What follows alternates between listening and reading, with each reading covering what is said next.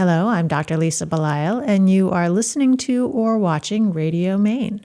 Today, it is my very special pleasure to have in the studio with me a woman who spent time with one of, I would say, the icons of American photography, arguably.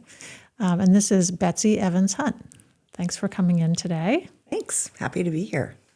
So I don't want to minimize what you also did over the course of your own career, but you also studied photography. You also owned a gallery. I mean, you did a lot of things in this field before you even met Todd. Yes, I did. I did. I wrote my thesis on Alfred, Stieiglitz, and Georgia O'Keeffe, and so it was so funny to meet Todd years later, who was friends with them. But I also had a wild stint in New York where I worked for Robert Mapplethorpe. So I managed his studio in the 1980s and met a lot of the players during that time in terms of the people involved with the photography business. So I'm wondering, so for those people who might be maybe weren't alive during the 80s, let's just say that. Tell me about the Robert Mapplethorpe experience, because he was quite controversial at the time. He was. He was just transitioning into being sort of accepted in society. He had done a series of work which was underground, sort of S&M gay portraits and that sort of thing. And then he was transitioning into doing portraits. He did a body of work on a woman bodybuilder named Lisa Lyon. And he also did black male nudes, which were more sculptural in any event. But he did a lot of stuff for Interview magazine. And so I was sort of hired to be his Gal Friday, and I would greet people and serve them coffee. It was so embarrassing because it was instant coffee that we served them back then. Anyway, so that was fun. It was for about 2 years, and then it was the early 1980s, and I was still sort of in my early mid-20s and not really sure what I was up to. So I only did it for about 2 years, but it was so much fun.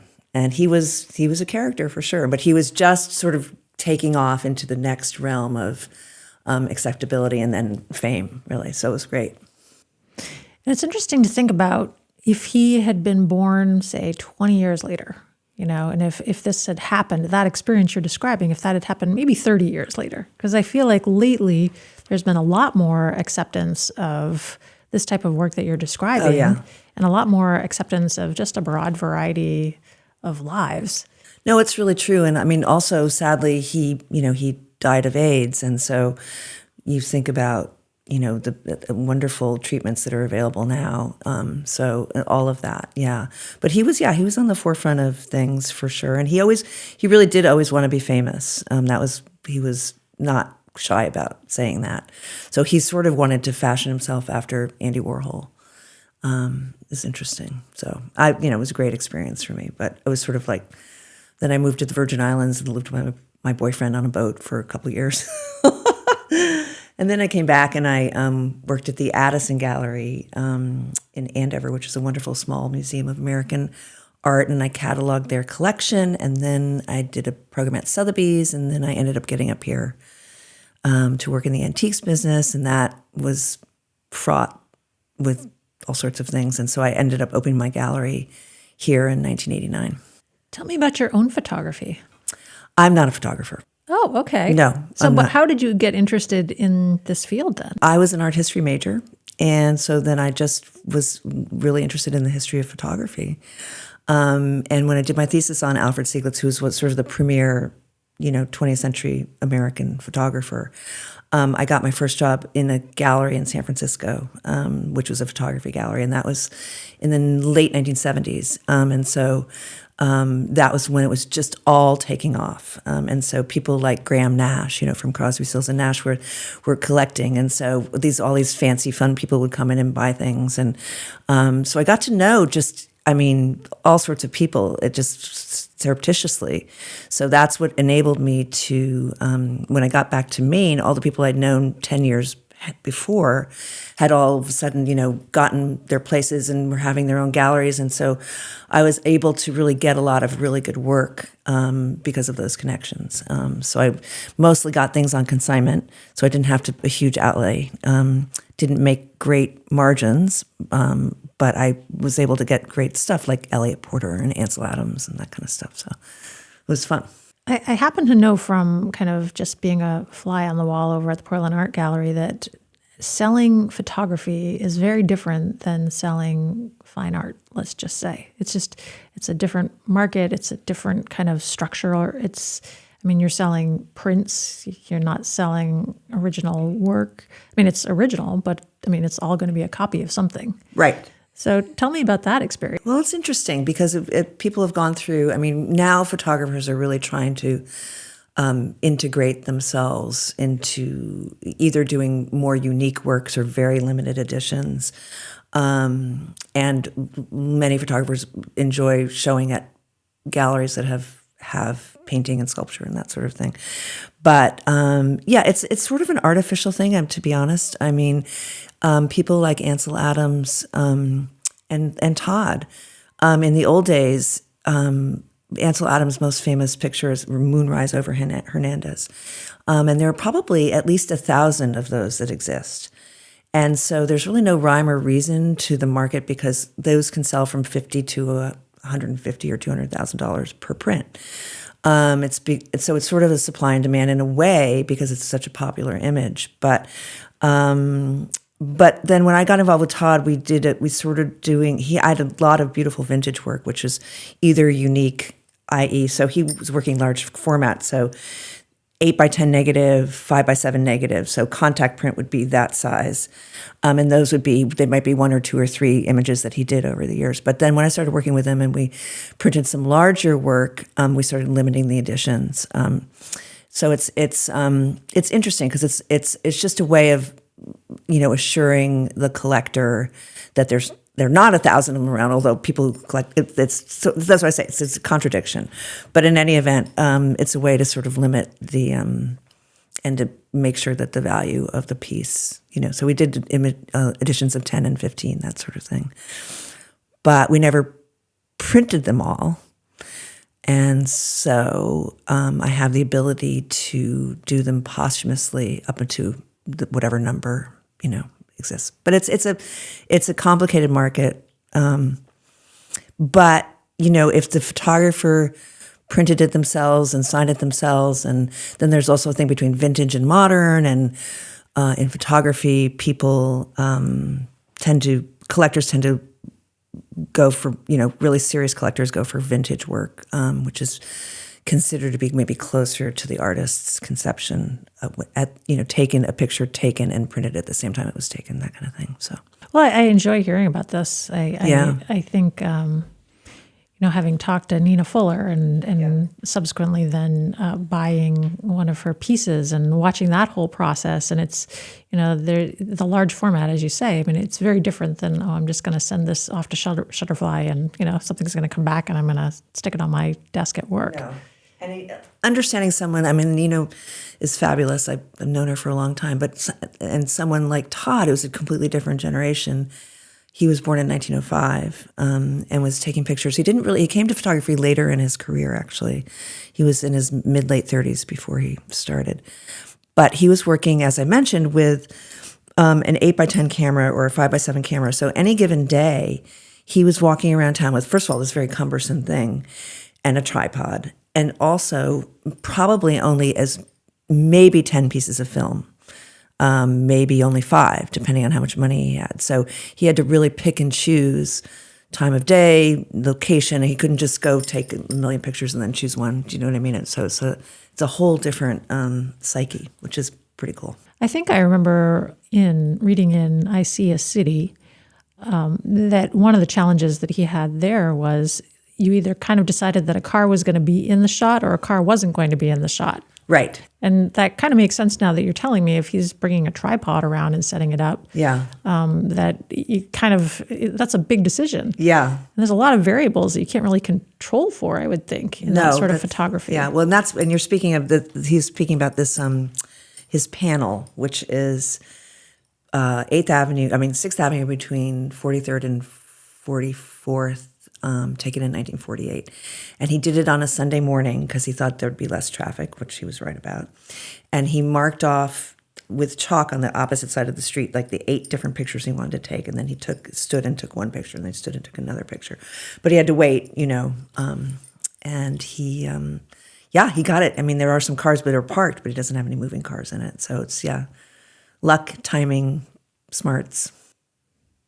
Which is still a thing even in today's photography, because I know, having worked with people who are now even doing digital work, is they're always paying attention to what's going on with the light, what's going on with the weather, And so it's I think a little, again, different from other types of visual art, where there is, at least perhaps you're working from a photograph, or perhaps you're doing plein air, but there's a little bit more stasis that you're dealing with, perhaps. Yeah, it's just interesting. I think, absolutely. And Todd just fell in love with it. He was working for Chrysler in the late 30s, and he was a member of the Chrysler Camera Club.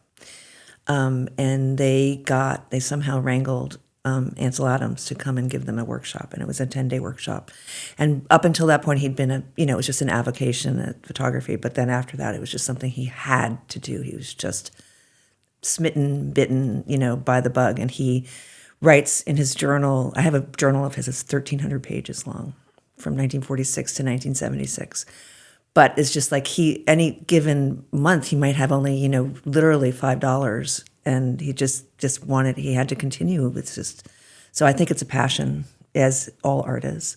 But it was certainly a passion for Todd. So in one of the books, there's a story about his lost work, and about how you actually went and found his work that had been gone for a very long time, and you were able to recover it. Yeah. So I'd like you to tell us about that. Oh, such an incredible story. So when I met Todd in 1989, I had certainly heard of him, and I said, why don't you have a gallery representation? And he said, well, I had a very difficult situation with a gallery in the 1970s who this fellow promised to buy basically my whole collection for a certain amount of money, and then he only paid me about a third of it, and then sort of absconded with most of it. And so Todd just had a terrible taste in his mouth about dealing with photography. And he also grew up very simply. He was a Quaker.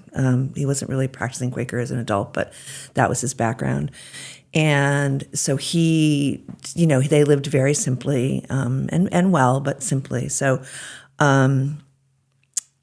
time went on, and I kept on saying, Todd, don't you want to go after these guys? And he said, nope. It just wasn't in his nature. So he died, and then I sort of inherited that reluctance. I didn't ever want to, but then I had finally the contract to do the show at the Museum of the City of New York in 2017. And I had seen stuff come up online, and very, eBay and that sort of thing, that were not necessarily the best prints and selling for way under market value. And I kind of knew where to look. I just didn't. I was just anyway. But I thought, I've got to figure out where this stuff is, because all of a sudden Todd's name is going to be raised up a little bit more, and I don't want this stuff sort of hanging around out there. So I found this person. He lived in Berkeley. He had bought this stuff from the original fellow, and he and 2 other guys. So this crazy consortium of these 3 guys in Berkeley bought most of the work. So the work was originally sold in 76, and they bought it in 81. And as weirdly enough, I had actually met this fellow when I worked for the gallery in San Francisco in the late 1970s. So off we go, and I go to his bungalow in Berkeley, and he's a bit of a hoarder, like quite a hoarder. And so he made me take off my shoes, but then I walk through these stacks of like stuff, and he walks me up to a bedroom where he had splayed out most of the O'Keeffe photographs, and there were quite a number of them, and they were fantastic. I was like, wow, this is amazing, blah, blah, blah. I said, is this it? He said, oh no, there's more. So off we go to Oakland, California, and on the hills of Oakland, and I met this other fellow. So these guys are now in their mid-70s. This is in 2016. And they say, well, come downstairs. So in this basement, there were 5 steamer trunks with padlocks on them, and thankfully a dry basement. Anyway, we opened them up, and it was just like mind-blowing, because it was, there are probably 7,000 items in there. Negatives, prints, journals, ephemera, basically the sum total of Todd's life. And so I understand why he never really wanted to talk about it. And so it took me 2 or 3 trips to actually go and sort of quantify the whole thing. And then I worked out, I talked to some lawyers about maybe suing these guys, and they just said, you catch more flies with honey than vinegar. And, and Todd wouldn't have wanted me to do that anyway. So we worked out a deal where I was able to get the work back. And because they had known Todd and they wanted to do the right thing. They were just a little bit hapless. I said, what are you going to do with all this, And so I had inherited, so Todd at a certain point had gotten some of the stuff back. And so I had inherited what he had, which was also a fantastic group of things. And so anyway, it just was a crazy story. We got the 5 trunks across the country and back. And now we've been obviously cataloging it all since. And so we made some incredible discoveries. From it, which is one of us, the Africa work. So yes, so I was really interested to read this because this was some of the Africa work, or maybe all of it, wasn't it commissioned by? Yes, by the UN. Yeah, yeah. So he was meant to go to Africa. He did go to Africa to photograph sort of emerging nations and technologies and that sort of thing. And so I had known about the trip. We'd spoken about it, but I had no idea. I'd only ever seen maybe 2 or 3 black and white prints that he had. And so we found in the trunks were all these negatives and their color, and thank God they were in good shape. And so first of all, color, which I never saw any color work by Todd before this time, and it's square format, which is different for him. So it was this whole crazy discovery. And then I brought the stuff home and I showed it initially to Aimé Basir, who's a good friend, who's a noted Africanist and African art history teacher, teaches at Bates. And so I just thought it was extraordinary, but I wanted to get her take on it. And she said, oh my God, there's nothing like this in the lexicon, because unfortunately, many Africans during the time just didn't have the ability to shoot color. All we ever saw really from that time is sort of the National Geographic ethnographic pictures of people in villages and that sort of thing. And this body of work really shows people in an emerging Africa that's, got everything going on. And so it's like, it's not the National Geographic and it's not the safari pictures. It's like Africa happening in the late 50s. And interestingly, it was just when colonial rule was sort of turning over. So for instance, there's one incredible picture from Togo when they declared their independence from France. So it's a time in Africa that's really exciting. Anyway, it was just fabulous. So we were able to put together this group of people, and Aimé, and then a woman named Erin Hyde Nolan, who had worked for me, who knew everything about Todd. And they're actually good friends, and together they collaborated on putting together the Africa book. So it's great. What is it like to be working kind of posthumously on behalf of this great photographer? Well, it's very gratifying. Todd and I were really good friends. I was so lucky to have met them. They wandered in my gallery in 1989, and they were in their 80s at the time, and they were, 4'0", holding hands, the cutest couple you ever saw. And it took about a year, but we would start going out to lunch, and they really became the elders in my life. My parents passed away around that same time, and so even though they're old enough really to be my grandparents, we just formed a real bond. So after a year or two, I finally said, well, can I start representing you? And he said, sure. And so we did, I think, a 3-month or a 6-month sort of trial. And basically at that point, I didn't have the gallery anymore, but I was selling through other galleries. So I had all these connections in like New York and LA and Santa Fe and Boston. And so those galleries would sell the work, and then I would, give the money to Todd, basically, and take a little bit of a commission. But so it worked out, and we really did well. And we just became, they became a part of our family. And so when they were in their 90s, Chris was their doctor for a while, my husband. His first doctor was Dr. Thompson. Do you remember Dr. Phil Thompson? Oh, he was a GP. Anyway, so and then they would come for every holiday, blah, blah, blah, blah. So anyway, when they were in their 90s, they said, we'd like for you to carry on. And I said, okay. So, quite frankly, so he died in 2000, and he was almost 95, and she died in 2008. She was 102. And since then, I have to say I've had major ups and downs with it, because it was really hard for a while to really get traction. So it wasn't until I got the trunks back and then also did the New York book that all of a sudden things started falling in place. So I'd had my moments of like, what am I going to do? Da, da, da. But now I'm like on a steamroller, and so we've got all these projects planned, and I know that Todd and Lucille are smiling, and I, quite frankly, can't think of anything else that I'd rather be doing, or that I could be doing. So it's just one of those fateful things, So really lucky. When I think about Todd as an individual, first of all, didn't he start out in finance? It's a crazy story. So he was born in Detroit in 1905. He, yes, I said in this Quaker family. He, when he was about 14, he asked some girl out to a tea dance without checking with somebody, and so his parents set him up to Canada to live with his grandfather, which, as it turned out, was his grandfather was more lenient than his parents. So anyway, he lived outside of Toronto for his high school and college years. During that time, he got some mountaineering experience. He did some park service work, which figures into the story later. So in any event, he comes back, and he gets a job as a banker, in the 20s, in Detroit. And he was like, it's so un-Todd-like because he was such a simple guy. But apparently he was making like $100,000 back then, which gosh knows what that would be now. And he had 2 cars and tons of girlfriends and blah, blah, blah, blah. And then the crash came in 1929, and he lost everything. And he got a job with Chrysler just to go deliver a car out west.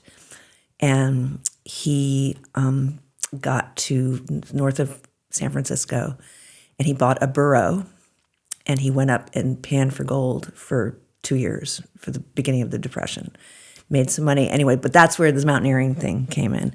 And he also had ancestors who had come in the wagons across from the East Coast to the Midwest. So he was always interested in all that kind of stuff. He actually had his great-grandfather's compass. So he did that, and then he was in San Francisco doing odd jobs, and he got back to Detroit in the mid-30s and got a job with Chrysler, which was sort of a middle management job. I'm not really clear as to what he was up to doing that, but that's when he got into photography. And then, anyway, it's an amazing story. But panning for gold.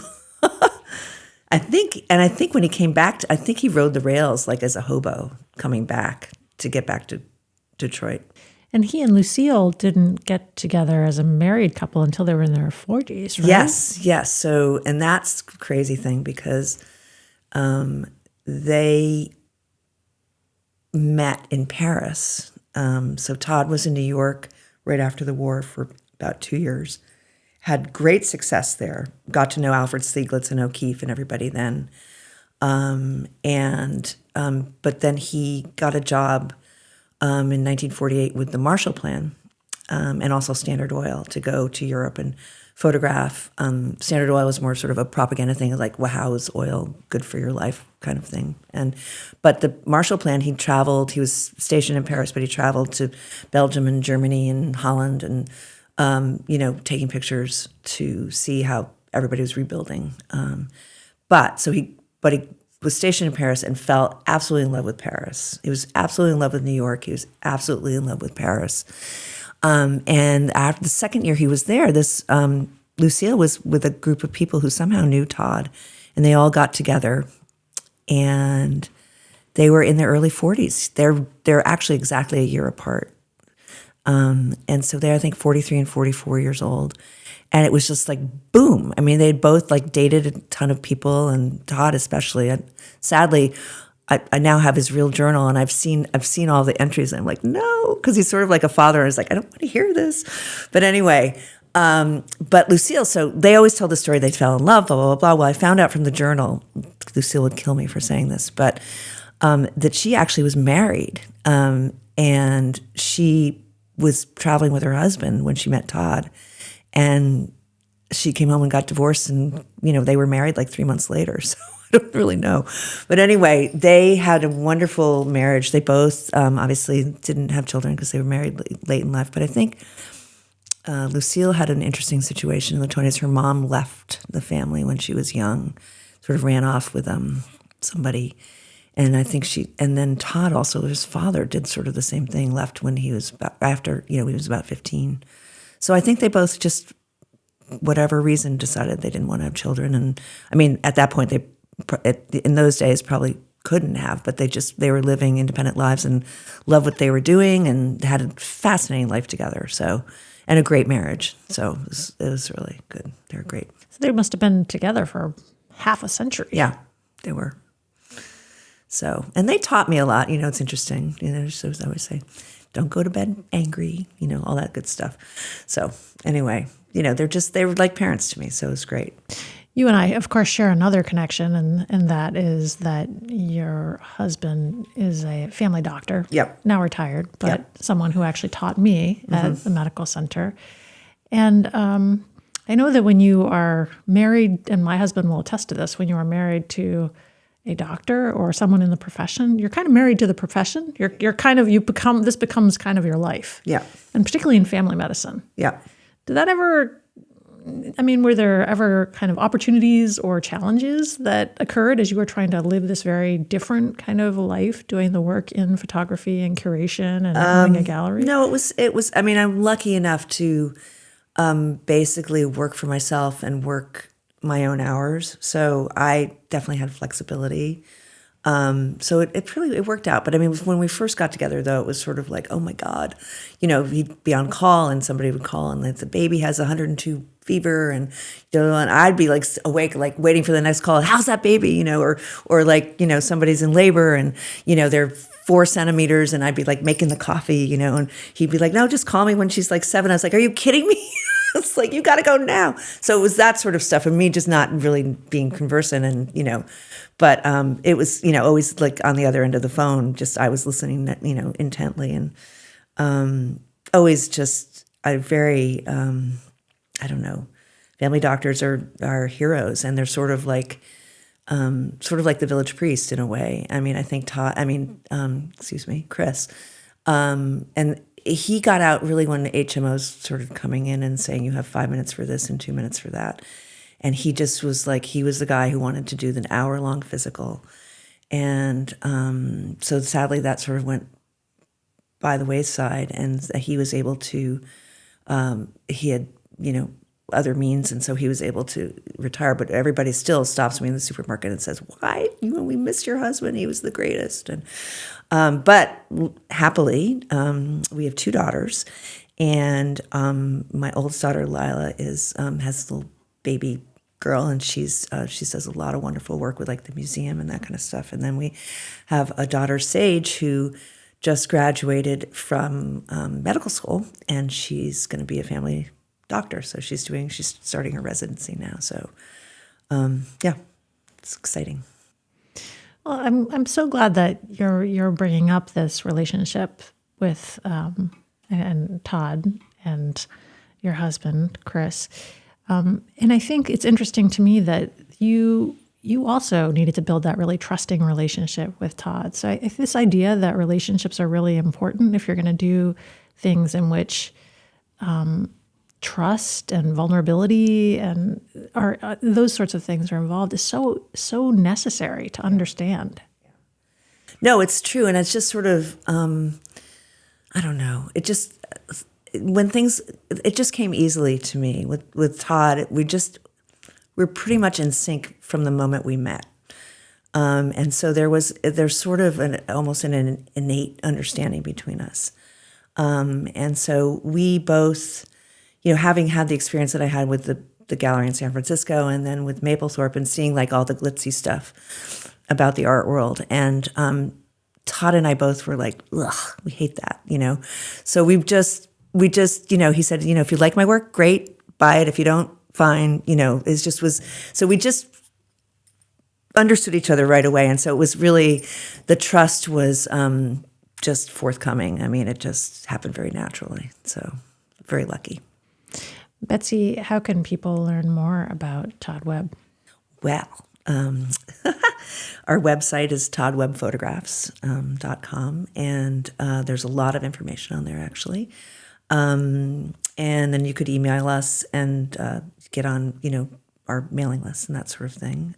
info@toddwebbphotographs.com. And we actually, the Portland Museum of Art is hosting the Africa show in March, opening in the middle of March of 2023. So yeah, if you're in town, we'll be doing some events around that. So. Well, I encourage people who are interested in photography or history or culture or really anything to maybe get one of these books that I've had the chance to read. Maybe go to the Portland Museum of Art in March or look up Betsy Evans Hunt because Todd Webb is really a brilliant photographer, and hearing his story, I think, just cements in my mind how important it is that we pay attention to somebody, even after, as he's watching us from wherever he is up in the sky somewhere. I've been speaking with Betsy Evans Hunt, and I really appreciate the time that you've taken with me today. Thanks so much. Been a pleasure.